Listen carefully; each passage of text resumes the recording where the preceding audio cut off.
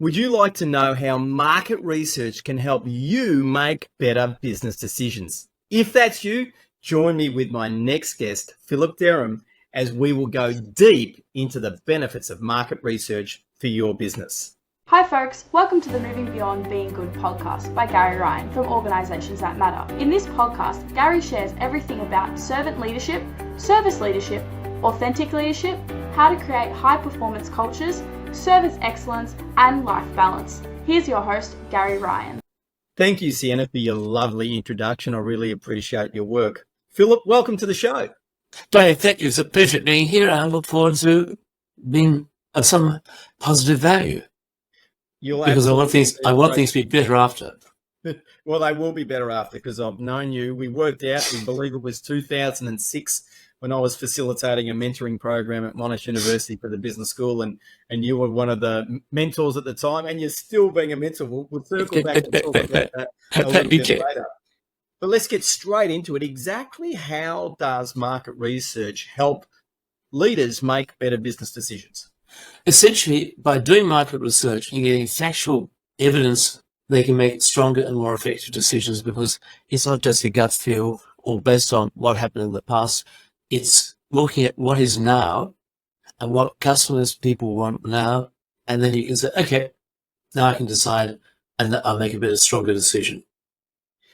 It's interesting that you just mentioned gut feel, because I've recently watched an interview by an ex-CIA agent. And there's something that he said, Andrew Bustamante is his name. There's something that he said in that interview that was surprising to me.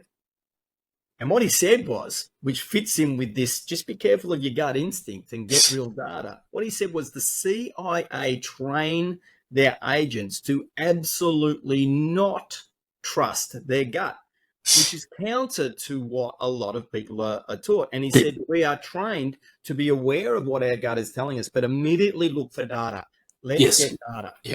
Yeah. Now, that's effectively what you're saying market research does. Yes, very, very much so, because the problem is that we all have come from a past, and we've also come from a social group, an occupation, an education group, and they all influence what we think is reality, because I think what I'm seeing is real, but the reality of other people is quite different. And I can illustrate. When I've travelled overseas, I've travelled with public transport and never been frightened. Now, I may be an idiot, but I've never been frightened.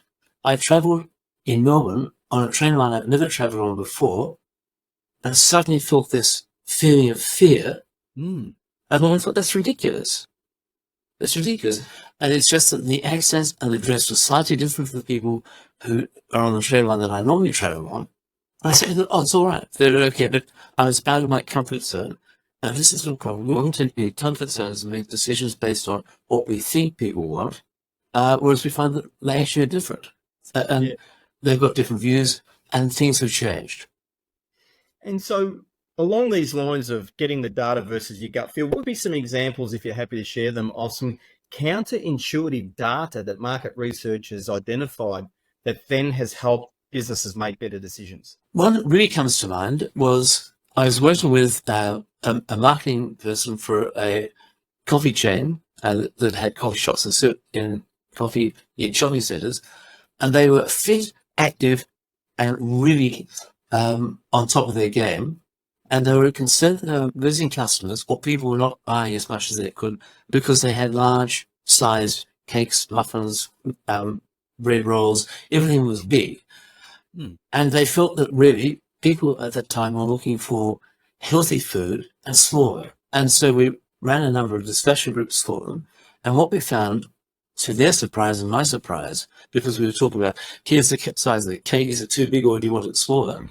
Was that the people at shopping centres, when they go for a coffee, they may be going for a chat with a friend, but basically they've been shopping for a couple of hours and they're tired, they're knackered, they just want to sit down. And the problem was, if you had a little coffee cup, in about 4 sips you finished it, and then you're occupying a table in a coffee shop that's got people coming by looking to sit down, and so you feel you've got to go. we suddenly discovered that the need was for different sized coffees. And at that stage, we panicked because we weren't planning to do anything. So we grabbed a vase from took the flowers out and a couple of other implements and started saying, is this too big? Is this too big and things? And what we came up with was that they wanted maybe a little coffee so that if I'm with my mother-in-law, I can drink it quickly and we can keep going. Or a larger coffee so that I'm sitting by myself. And maybe if I'm feeling absolutely gross, I'll get one as big as that, but that's too much. And the marketing manager was very astute. They tried it out in some stores away from the main areas, so if it failed, it didn't matter. Mm-hmm. And they discovered that about 40% of people migrated from the little cup, which they started calling the small, to the regular cup, which was the next size up, which was around about that sort of size, so reasonable. And very few people bought the large. But the large made the regular, as they called it, size look reasonable because I couldn't drink something that's too much. But regular I can. And they increased their, the sales that they had moved, as I said, about 40% moved to regular. But the good thing was, although they put the price up 50 cents, it only cost them about 5 cents extra. So every franchisee made more money from it. So they were happy. So I was sitting back thinking, gee, we've done some marvelous work for the client. And within 6 months, every other coffee chain across the country had introduced at least a second or third size. So that for the last 20 or 25 years or so, you've got a choice of coffee no matter where you go. And you've got to remember, as I got caught the other day, I said, I'll have a large coffee. And nearly died because we got a mug as big as that, and they had to drink it because I paid for it. So that's the sort of thing where counterintuitive is to say the younger, fit people felt that the food was the issue, and looking at the food, it probably is a bit much, but it wasn't the issue at all. The issue was that really people came to the coffee shop or not into the coffee shop, and because of the time they wanted to rest for a while. And that was the counterintuitive example.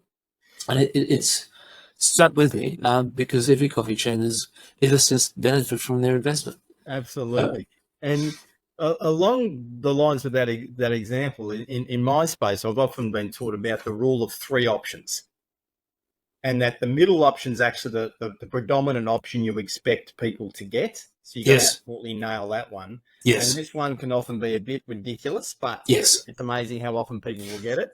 And this one's, to satisfy the people that don't want to spend the money on this. Yes. Is that from your research over time, is that rule of 3 somewhat real?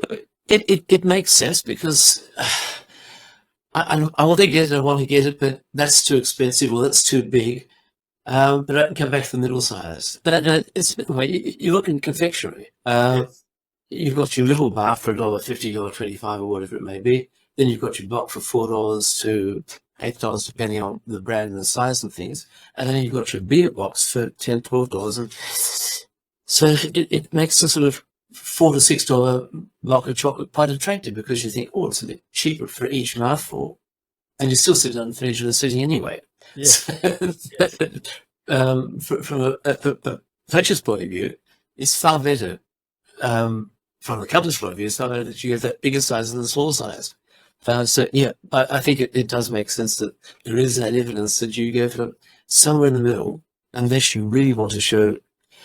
It's the sort of thing, if you want to spend $14,000 to $15,000 on a handbag, you may be making a statement, but for most people, something for somewhat less than that is appropriate. Yes. And still in the counterintuitive space, I assume that often people do want research around pricing. Yes. And my gut, which I want to test with your data and factual background, is that often pricing may not actually be the real issue, that it'll be something else. I think that what you tend to see is that price becomes an issue within within a category. For example, if you're looking for clothing, you may say, okay, I'm the shops that I'm comfortable in are the independent men's clothing shops. Mm-hmm. And therefore I'll go and look in there because I feel they're my sort of shop. And the price issue then becomes a matter of within that shop rather than, I'm going to look at Kmart, I'm going to look at the local sort of menswear shop, I'm also going to look at having it tailor-made. That's too complex, I think. And the research indicates that if I go to Country Road or if I go Australia, I'm comfy in that sort of store, and then the price issue is do I want to pay that for that shirt, or do I want to come down for this shirt? So I think that it's within a range rather than not. And having said that, there are even people who shop within op shops quite happily because of the price, but they look for the gander item of clothing because that suit is an item that gives them a brand. So it's the brand value, and then you're pricing more often within the brand rather than just full price and run up and down ranking. Online shopping is a little different because you may look more at price, but then you're often searching carefully for something. But even within that, and I'm not going to give brands away here, but you may say, okay, I get this sort of tablet for that price, but the brand I'm not sure about. So I'll go for the next level up and go for a brand that I feel comfortable and safe with, because the brand gives you that extra value. And to an extent, for many people, wearing a brand on their shirt just quietly says, yes, I'm the sort of person who will shop there. Yeah. Because you've been the director of Derham Insights Research since 1996. You're in your 29th year of operation. I mean, you just mentioned online. Online wasn't really a thing in 1996. It was sort of just, if anything, starting. I'm not even sure you could buy things back then, but maybe you probably could, but not like we certainly can today. So that's been obviously a significant shift over that journey. Any particular insights in that space? Because it is so common now. What it does do is, I think it can delay purchase, because it's the sort of thing where you can spend time looking a bit more, and then there's a risk that you can go away because you just are not quite sure of it. Whereas if you're in a store, you've actually committed. If I decided for a certain reason to go down to Chapel Street brand to buy something, I've actually made the journey for quite a distance to get there.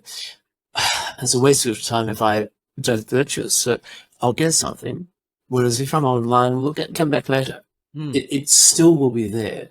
But more particularly, I think the other thing is that you get a little bit hammered by some online retailers if you sign up and become one of their mailing list people.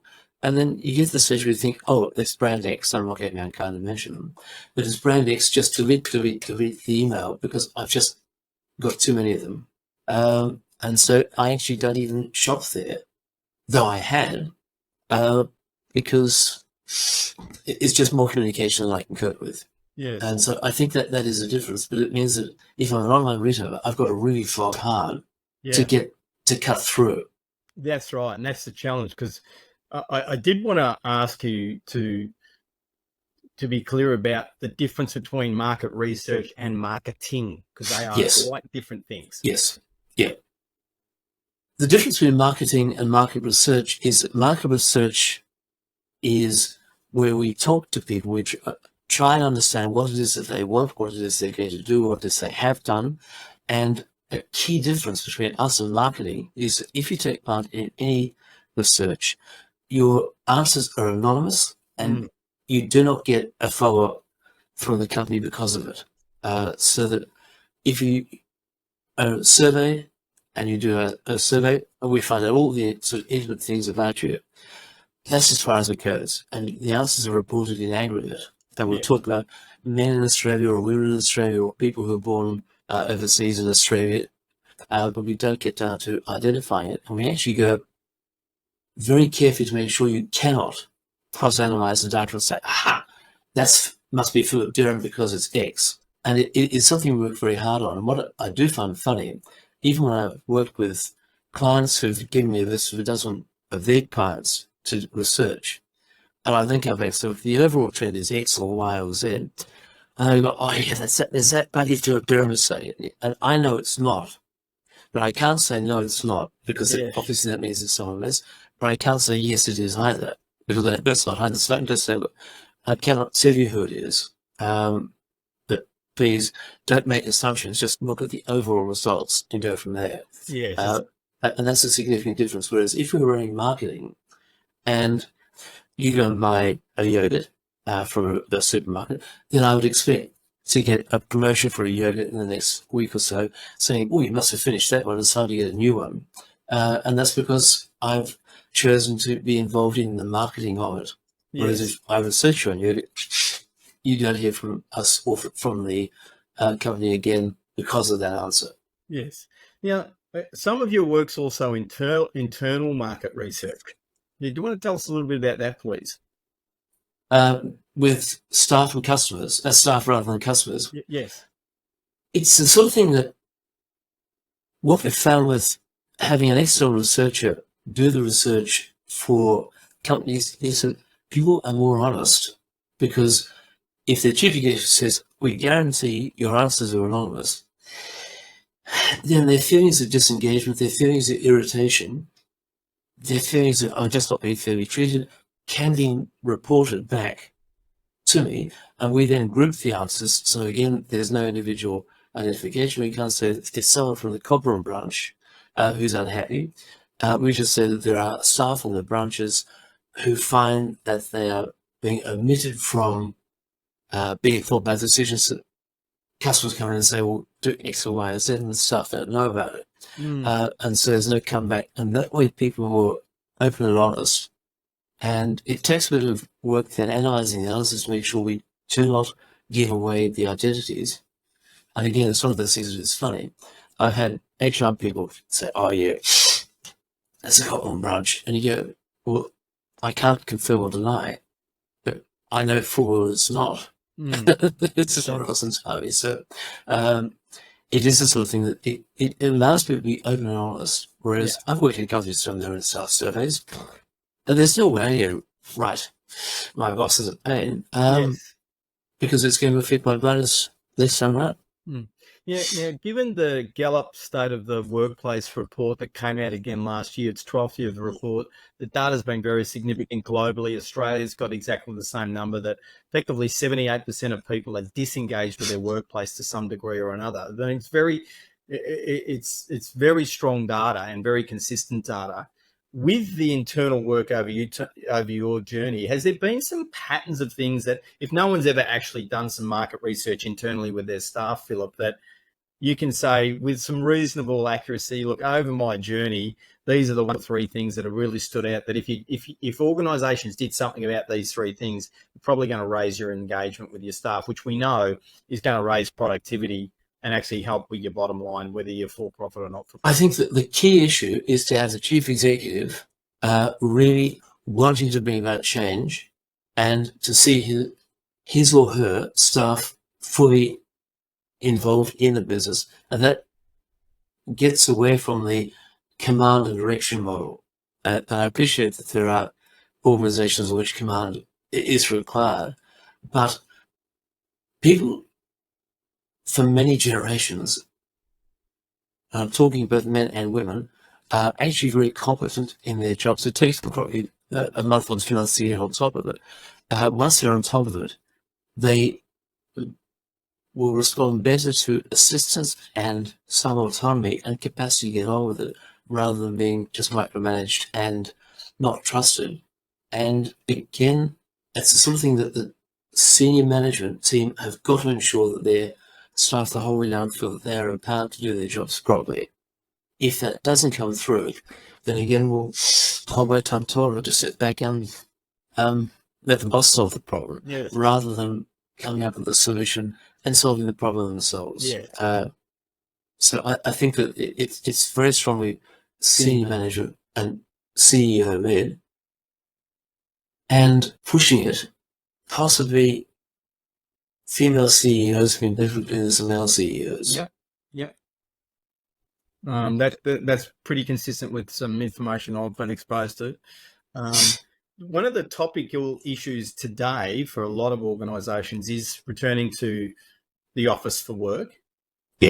Have you got any insights from some patterns? Again, you can't obviously identify any organisations, but if you've done any work in that space, have you got any insights about what are we really learning? Because there's some interesting challenges about that issue, because there's a lot of social scientists saying human beings actually need to have human being contact. Yes. You've got people with all their leave not being at work because they're on leave.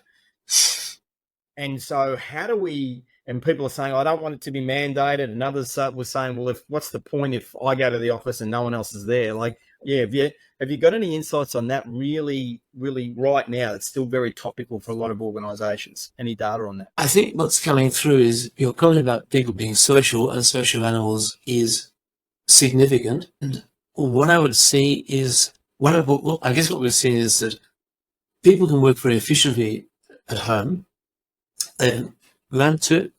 The problem is that what they're doing at home is not seen and not valued. I mean, yes, they're getting the job done, but it's being with other people.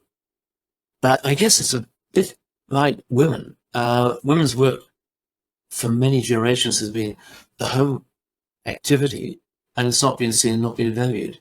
And I think that the problem with not being in an office is that, yes, you can be productive, and you can probably work longer and harder because you don't have the distraction of Philip having a quiet chat as he wanders by on his way to the coffee room or something like that.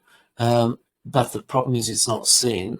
And so it's the sort of thing where the businesses look as if they're getting the better of both worlds. So those that allow some time at home for those who can, and some time out in the office, and having more people there rather than just you being a single person in the office, but having enough so that it gives you the social activity, so you get the social direction, but you're also seen to be contributing and seen to be supportive of the business. Yes. So I guess I'd still be seeing that probably the hybrid will work well, but definitely some time in the business is needed. Yes. And so from an individual employee point of view, I mean, it's probably in their best interest to not stay at home all the time if they even if they had that choice. Yes. And even if the commute is a bit of a pain, it's probably not in your interest, because it's the classic. See, human beings believe what they see. And if you're not seen, and we can blame the organisation as much as we like for that, but the data is probably indicative that it's probably not in your personal best interest to not be seen. No, if you look, it's like salespeople who are sort of, well, not the ones who are going out and they come back in and they have their monthly morning meeting and they get told their objectives and so on and their targets. Then they're out for the bulk of the week seeing clients. They come back into the office, and yes, you don't see them a lot of the time. You see the results, but having them back in the office means you know who they are, what their peculiarities are, and just it just gives everyone a chance to be comfortable that they're all working in the same direction. So even though they're out much of the time, they're still coming back in the office, and that's where if you have office workers who are sitting behind a desk and working on a computer, it still helps being in the office for their both their mental health, but also for their career opportunities as they go, because they're seen and they know to be contributing. Yes, because you get those knowledge sharing conversations around the water cooler and the little cafe or kitchen, whatever the case may be. Now, again, circling back to the fact that you've been in business since 1996, so 29th year, Philip, if someone was looking at starting a business now, given 60% of businesses are out of business within the first 3 years, what would be some advice you'd give someone, no matter what the topic was or business they were going to do? What would be some key advice that you'd give someone to give themselves a chance of being around for a long time? Marry rich. But more serious. Sorry, I'm sorry. My wife's going to say, yes, I was expecting you to me. The things that I would do before I started, I would really very carefully research what I was going to do and why. And then I look at my own mental resilience. Have I got the capacity to really do whatever is necessary? And how much am I prepared to sacrifice? Because if you're starting a business, you may well have to work the long hours. And that then cuts into time with family or children or other things. It may cut into your social life. And you've got to decide, is running my own business, doing it my own way, more important to me than these other things? And then, as I say, I'm really going to research the business I'm looking to do very, very carefully. A bit related, if I started a coffee shop, I would be cautious about where I started. And in one way, I almost be looking for where there are lots of other coffee shops rather than where there are none, simply because if there are a lot of coffee shops there already, then quite probably the people there can spend money on coffee. They've got the disposable income.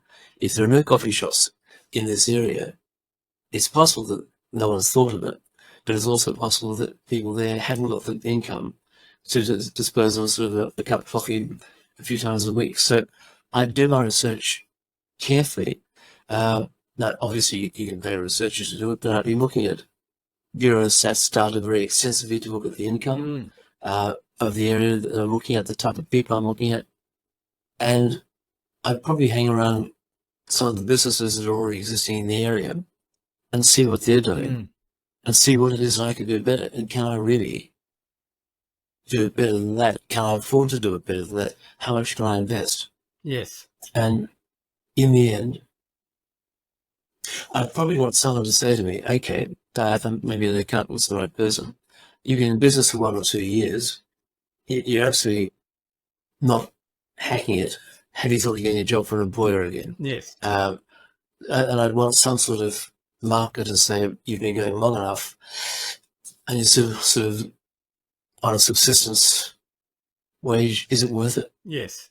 Because 75%, according to a report to Bill Bilson, the deputy leader of the opposition last year, who's also the small business ombudsman, and year 2022 financial year, 45% of small business owners, which there's approximately 2.5 million in Australia, reported making zero profit, and 75% of that 2.5 million reported earning less, declaring to the ATO that they'd earn less than the average Australian wage.